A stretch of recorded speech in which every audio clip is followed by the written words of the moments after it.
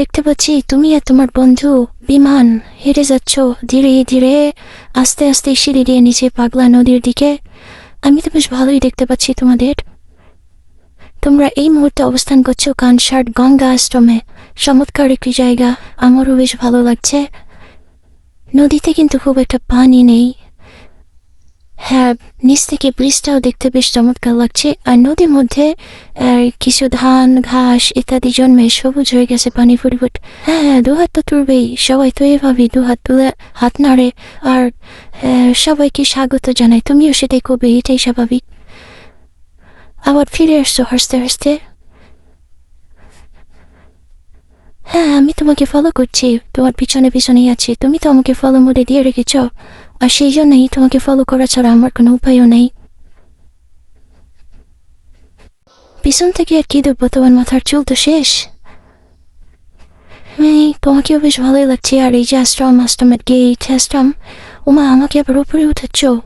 কি সুন্দর কৃষ্ণচূড়া গাছটি না, অসাধারণ সুন্দর লাগছে। সবুজ পাতাগুলো বাতাসে দুলছে।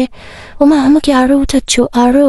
আমার ভয় লাগছে, কিন্তু আমি অনেক উপরে উঠে সেই যে সুন্দর পাগলা নদী, আর নদীর উপরে ব্রিজের উপরে যানবাহন চলছে, সব কি সুন্দর দেখা যাচ্ছে। তোমরা দেখতে পাচ্ছ নিশ্চয়ই বন্ধুরা। আমাকে অনেক উপরে তুলে দেওয়া হয়েছে। আমি এখন অনেক উঁচু থেকে পাগলা নদী আর ব্রিজ দেখছি। একটা ট্রাক যাচ্ছে, ট্রাকের পিছনে দেখো অনেকগুলো মোটরসাইকেলও সারিবদ্ধভাবে চলছে, মনে হয় যেন কোনো মিছিল চলছে, এইরকম একটি অবস্থা। আর পিছনে পিছনে বেশ কয়েকটি ভ্যানও আছে। এই পাগলা নদীর ঠিক পশ্চিম পাশে, অর্থাৎ যেদিকে ব্রিজ দিয়ে ট্রাকটি গেল সেটি হলো পশ্চিম সাইড। আর এখন আমি আস্তে আস্তে এই যে দক্ষিণ দিকটা দেখাচ্ছি তোমাদের। এরপরে এটি দক্ষিণ পূর্ব কর্নার। দেখো, কানসার্ট বাজারের মধ্যে অবস্থিত বিভিন্ন রকম প্রতিষ্ঠান, শিক্ষা প্রতিষ্ঠান।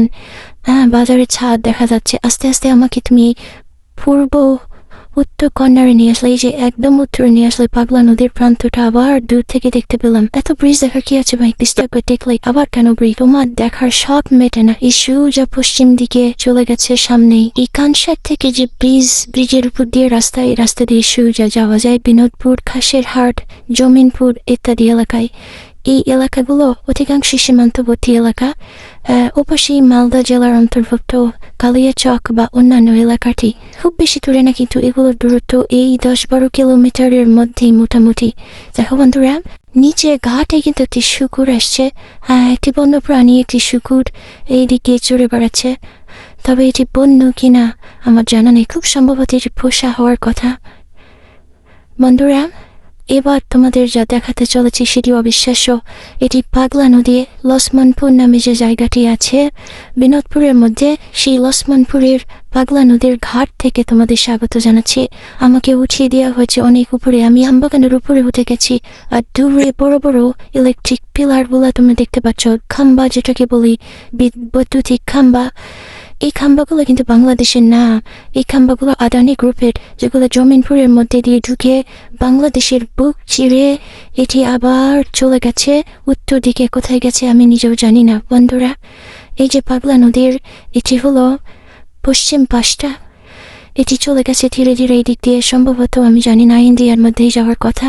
হ্যাঁ, অবশ্যই ইন্ডিয়ার মধ্যেই গেছে, তাছাড়া একটু পরে তো বাংলাদেশ শেষ হয়ে যাবে।